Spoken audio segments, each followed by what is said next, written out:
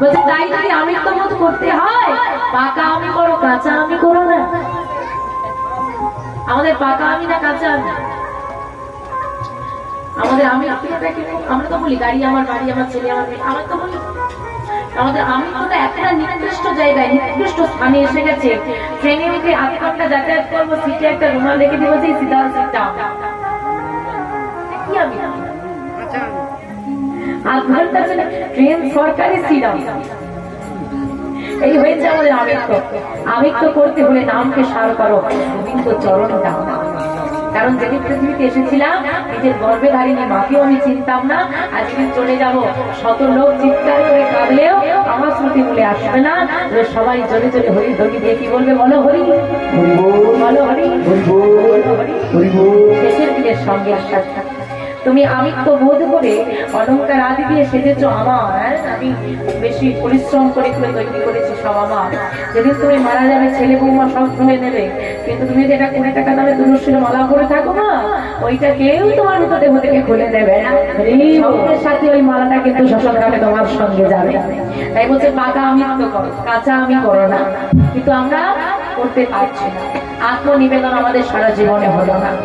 এলো কলিযুগ, কলিযুগের এমন একটা সাধনা দেওয়া হলো, আপনি পূজা করেন, আপনি সেবা কার্য করেন, আপনি যজ্ঞ করেন, যা কিছুই করেন, আগেই আপনারা দেখবেন 5 দিনই আমরা চলে যাই ঠাকুর মশাইয়ের কাছে, ভালো দিন দেখতে হবে তবে শুভ কাজ দেওয়া হবে। কিন্তু এই কলিযুগে হাত কাল পাত্র তিথি নক্ষত্র কিচ্ছু বিচার করা লাগে না সাধনার জন্য। যেখানে আছো যে অবস্থায় আছো যেভাবে আছো সেইখানে বসেই যদি গোবিন্দকে তুমি ডাকতে পারো তাহলেই হবে তোমার রক্ষা। এই কলিযুগে সাধনার কোনো বিধি নিয়ম নাই, যেখানে আছো যত্র তত্র হাতে তরকা মুখে বলো না। সত্য যুগে লক্ষ্মী দেবীকে নিজের স্ত্রী রূপে লাভ করবেন বলে সুতপা মণি ধ্যান করে ভগবানকে সন্তুষ্ট করেছিলেন। ত্রেতা যুগে ভগবান শ্রী রামচন্দ্র যজ্ঞ করেছিলেন। দ্বাপর যুগে ভগবান শ্রীকৃষ্ণের বাড়িতে কালগ্রাম শিলার পূজা অর্চনা হতো, সেবা কার্য হতো, এবং কলিযুগে গৌরাঙ্গ মহাপ্রভু নিতাই চাঁদকে সঙ্গে নিয়ে এসে কলিযুগে দাঁড়িয়ে দাঁড়িয়ে হরি নামের প্রচার করলেন। মহাজন বললেন যে কলিযুগে স্বয়ং ভগবান হয়ে নামের প্রচার করে দেন আর নামের প্রচারের মধ্যে দিয়ে কলিযুগে উদ্ধার লাভ করা যায়, সে যুগের মতো যুগ হয় না আর হওয়াও নয়। নিতাই চাঁদ আমাদের কলিযুগে দাঁড়িয়ে দাঁড়িয়ে ভ্রমণ করে বললেন ধরলা ধরলা ধরলা রে কিশোরীর প্রেম। এগো মা কিশোরী কে গো? কিশোরী কার নাম? আমরা কিশোরী বলে কাকে চিনি? রায় কিশোরী শ্রীমতী রাধা। বলছে ধরো লহরে কিশোরীর প্রেম। তা কার প্রেম দিল আমাদেরকে? শ্রীমতী রাধারানীর প্রেম দিয়েছে। কেন কৃষ্ণ প্রেম কেন নয়, রাধা প্রেম কেন? বলছে রাধা প্রেম নাম কৃষ্ণ নাম কেন? রাধারানীর মতো করে গোবিন্দকে ভালোবাসতে কেউ পারে না, কেউ। ত্রিভুবনের শ্রেষ্ঠ ভক্ত প্রভাস চোখে ত্রিভুবনের শ্রেষ্ঠ ভক্ত কিন্তু ঘোষণা হয়েছিল রাধারানী এবং তার সখীরা। তাই রাধারানীর প্রেম নাও যেন তার মতো প্রেম তোমার হৃদয়ে আসে, তার মতো আসবে না। এক অংশ আসতে তার মতো করে এক অংশ নয়নের বাড়ি ফেলতে পারবো তো? ওই প্রেম যদি তোমার মনের মধ্যে এসে যায়, সেই অবস্থায় তুমি গোবিন্দের নাম করো, গোবিন্দ কখনো তোমার থেকে দূরে থাকবে। তাই বললেন রাধারানী হচ্ছে আশ্রয় গোবিন্দ হলেন বিষয়, তাই কিশোরীর প্রেম নাম ধরলারে কিশোরীর প্রেম আমার নিতাই ডাকে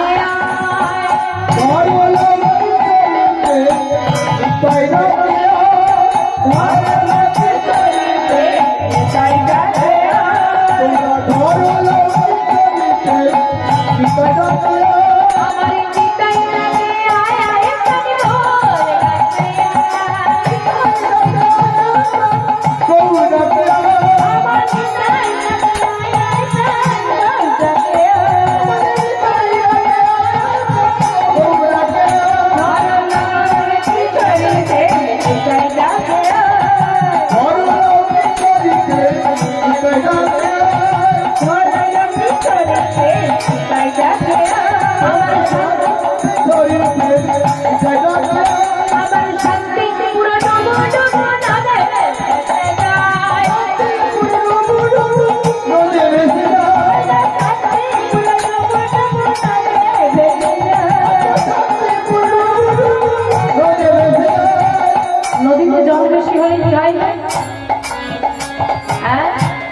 বন্যা হয়। কিভাবে বন্যা হয় বলে নদীর বাঁধ ভেঙে গিয়ে এলাকা জলমগ্ন হয়।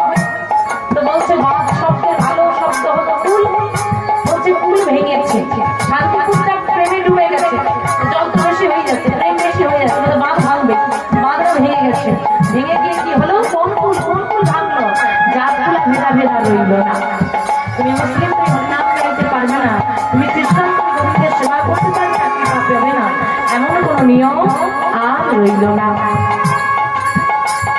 ছেড়ে দাও। জৈন ধর্ম, খ্রিস্টান ধর্ম, আমাদের ভারতবর্ষে থেকে কত ধর্মাবলম্বী মানুষদের সঙ্গে আমাদের আলাপ পরিচয়। এই মেদিনীপুরে সব ধর্মের মানুষ প্রায় রয়েছে, খ্রিস্টান আছে, বৌদ্ধ আছে, জৈন আছে, আমরা সনাতন ধর্মে ইসলাম ধর্মের মানুষ আছে। তো সবার কথা ছেড়ে দাও, যদি কোনো ভেদাভেদ রাখেন, তবু বলছি আমার ধর্মের নাম আমরা কোন ধর্মের মানুষ সনাতন ধর্ম। ধর্ম ভেদাভেদ বাদ দাও, সনাতন ধর্মের মধ্যে চারটে ভাগ, আমাদের মধ্যেই চারটে ভাগ আছে। কি কি? ব্রাহ্মণ, ক্ষত্রিয়, বৈশ্য, শূদ্র। বেদ পাঠ কারা করবে? ব্রাহ্মণ, তাই তো? আচ্ছা, যজ্ঞ কারা করবে? ক্ষত্রিয়রা আয়োজন করবে, ব্রাহ্মণরা মন্ত্রোচ্চারণ করে যজ্ঞ সম্পন্ন করবে। পূজার্চনা কারা করবে? বৈশ্যরা আয়োজন করবে, ক্ষত্রিয়রা নিমন্ত্রিত থাকবে। ক্ষত্রিয়রা রাজাদিরা যারা সঙ্গে যারা যুদ্ধ করে তারা নিমন্ত্রিত থাকবে, অতিথি হিসেবে আসবে। আর ব্রাহ্মণ তিনি পূজা করবেন। বাকি হয়ে গেল শূদ্র, এরা গঙ্গা স্নান করতে পারবে না, তাই তো? কোন বৈষ্ণবী অনুষ্ঠানে আসতে পারবে না, বেদের মন্ত্র উচ্চারণ করতে পারবে না, জিহ্বা কেটে দেওয়া হবে যদি কেউ উচ্চারণ করবে। এইরকম অত্যাচার। পাঠশালায় যাওয়ার অধিকার নাই, জ্ঞানীগুলি মানুষদের সবাই আসা যাবে না, মন্দিরে ওঠা যাবে না, তাহলে তাদের উদ্ধারটা হবে কি? তারা যজ্ঞ থেকে বাদ, পূজা থেকে বাদ, সেবা কার্য থেকে বাদ। এই জন্য বলি থেকে এমন একটা নাম নিয়ে আসা হবে যেখানে যার যারা ভেদাভেদ তিনি তুলে দিয়েছে, সবাই নাম জানবে, সবাই সবাই শ্রীমদ্ ভাগবত পাঠ করতে পারবে, সবাই বন্ধুর সবাই আসতে পারবে। হ্যাঁ, আমার বন্ধুরি সমস্ত ভেদাভেদ তুলে দিয়ে চাঁদগুলা ভেদাভেদে ভেঙে দিয়ে তিনি চাঁদ কাজীকে কল্যাণ করলেন, আমার জগন হরিদাসকে উদ্ধার করে দিলেন। কুলভাগিয়া আমার কুলভাগিয়া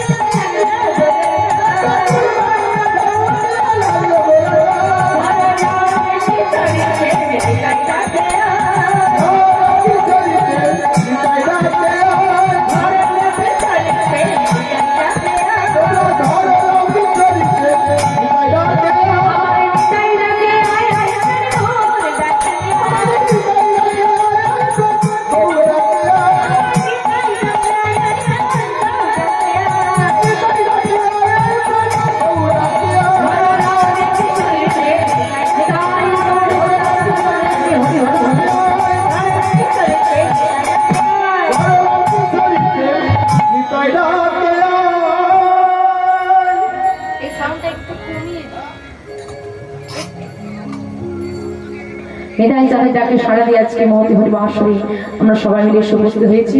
আসুন যে বিষয়বস্তু বাজে দিলে আমরা শোধন করবো। আমাদের পশ্চিমবাংলার ভক্ত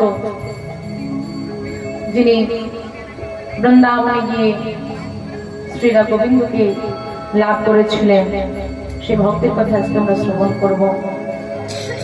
শ্রবণ করবো এমন একটা বিষয়বস্তু, বর্তমান সমাজে কম বেশি রোজগার আমরা সবাই করি, কারো কিছুটা কম কারো কিছুটা বেশি, উপার্জন সবাই করে, কিন্তু অর্থ কোথায় দান করতে হয় সেই বুদ্ধিটা কিন্তু সবার বলে না।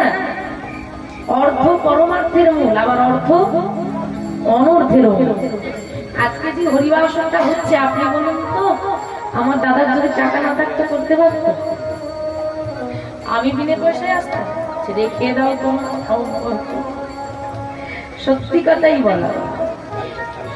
একটা পারিশ্রমিক তো আমাদেরকে নিতে হয়। এই যে প্যান্ডেলটা করেছে পারিশ্রমিক দিতে হচ্ছে, এই যে আলোর ব্যবস্থা করেছে পারিশ্রমিক দিতে হচ্ছে, পূজা অর্চনা সেবা কার্য আদি যা এখানে দেখতে পাচ্ছ অর্থ আছে তো, উনি উপার্জন করেছেন। এমন এই গ্রামে হয়তো এমন কোনো ব্যক্তি তোমার থেকে অনেক বেশি উপার্জন নেই, তিনি করেন এটা,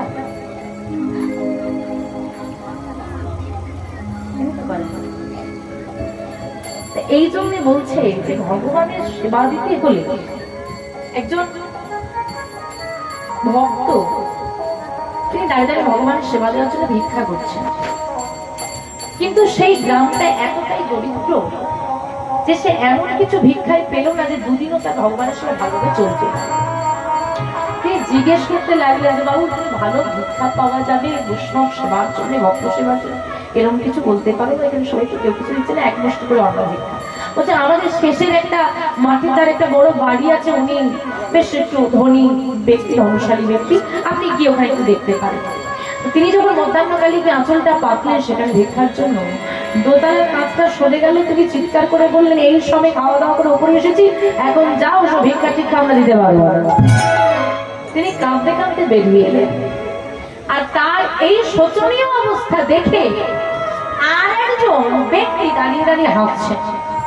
তো সেই বৈষ্ণব তাকে দেখে বলছে আচ্ছা আমার কষ্ট হচ্ছে আর আপনি হাসছেন, আমার ভগবানের সেবা হবে না, আমি ভিক্ষা করছি আর আপনি আমার একটু দুরবস্থা দেখে আপনি হাসছেন। বলছে আপনার দুরবস্থা দেখে আমি হাসছি না, আপনার চোখের জলটা দেখে আমি হাসছি। কেন? মানুষের চোখে জল দেখলে তো তোমার দুঃখ হওয়ার কথা, তুমি হাসবে কেন? বলছে আপনি ভক্ত, আপনার মানসিকতা, আপনার বুদ্ধি দেখে আমি হাসছি, আপনি কাঁদছেন কেন? না আমার বৈষ্ণব সেবা হবে না, আর এইটুকু পেয়েছি, ভগবানের সেবা দেবো কি করে আমি? বলছে বাবা যতটুকু আপনি পেয়েছেন হয়তো ভালোভাবে হবে না, কিন্তু হবে তো, যৎকিঞ্চিৎ হলেও ভগবানের সেবা হবে। কিন্তু ভগবানকে সেবা দিতে হলে অন্তত কিছু সৌভাগ্য করা লাগে, ওই ধনশালী পোড়ামুখর ওই ভাগ্য নেই। তাই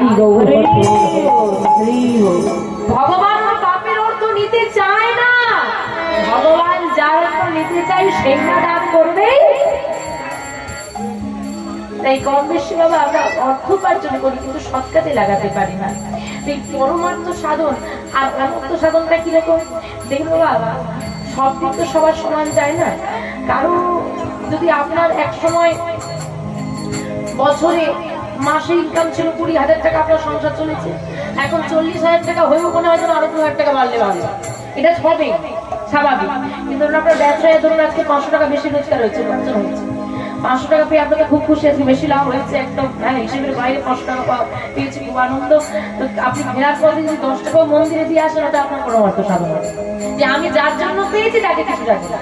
একটা শ্রীমদ ভাগবত কিনে নিয়ে এসে বাড়িতে আসুন, ভগবানের জন্য একটু মিষ্টান্ন নিয়ে আসুন, ভগবানের জন্য নতুন বস্ত্র নিয়ে আসুন, কোথাও বৈষ্ণব সেবা হচ্ছে সেখানে দান করুন, কোনো সাধু সেবা হচ্ছে সেখানে দান করুন, কোনো বৈষ্ণবকে ভিক্ষাসন দিন, এটা আপনার পরমার্থ সাধন। কিন্তু এখন পরমার্থ থেকে অনর্থ সাধনটা বেশি হয়। কিরকম? আজকে 500 টাকা বেশি রোজগার হয়েছে, খুব আনন্দ, কি হবে ফোনটা লাগিয়ে দিল, ভাই নিয়ে চলে যাই আজকের পাঠটা আমার দিক থেকে নি, তাই এই হচ্ছে অনর্থ সাধন। কিন্তু যারাই উপার্জন করেন না কেন দেখবেন ব্যক্তি বিশেষে ব্যক্তির মানসিকতা ভিন্ন। কিছু কিছু মেয়েরা আছে দেখবেন একটু টাকা উপার্জন হলে কি করবো, একটু বেশি হয়ে গেছে চলো একটু গয়না করে নিয়ে যাবো, এটা একটা সঞ্চয়ের বাসনা।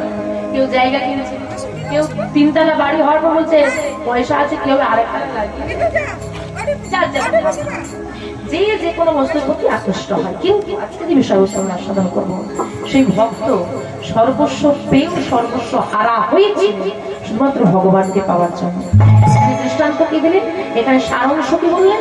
সারাংশে বললেন যদি জাগতিক জগতে কোনো ব্যক্তি কৃষ্ণ ধনের মাহাত্ম্য বুঝতে পারে, এই জাগতিক জগতে ধন সম্ভব না, কৃষ্ণ ধনের মাহাত্ম্য বুঝতে পারে, যদি কেউ কৃষ্ণ ধনে ধনী হওয়ার পথে ছুটে যায়, যেমন বাস্তব জগতে ধনের জন্য ছোটার জন্য মানুষ খুন করতেও আজকে দ্বিধাবোধ হচ্ছে না।